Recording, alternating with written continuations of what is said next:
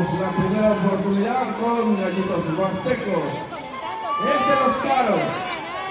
De los guapangos caros, por supuesto, para la gran final. Para ustedes, el aguanieve.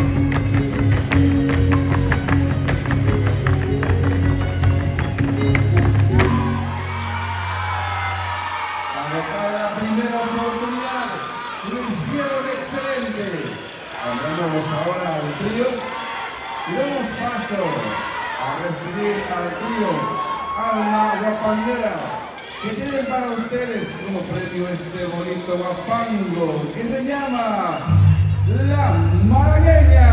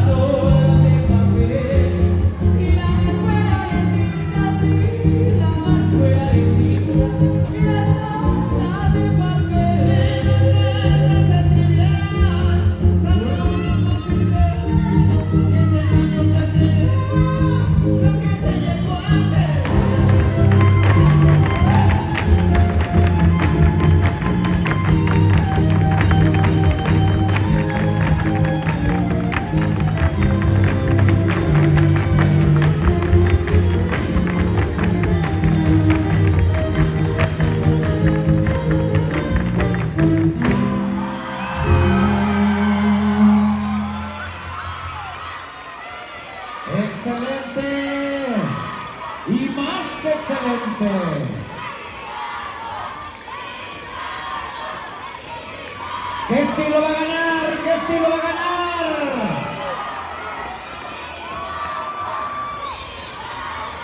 El estilo queretano. El estilo hidalguense. El estilo veracruzano. El estilo tamaulipeco. El estilo potosino. O el estilo poblano. Gran demostración acaba de ser.